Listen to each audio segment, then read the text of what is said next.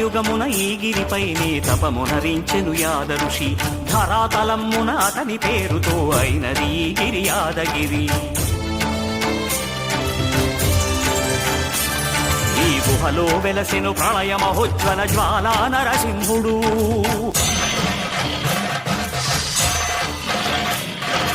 భక్తాభీష్టములన్నీ తీర్చే లక్ష్మీ నరసింహుడు.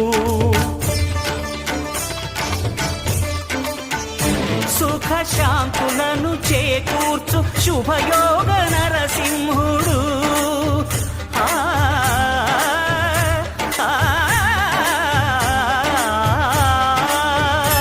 సుఖ శాంతులను చేకూర్చు శుభయోగ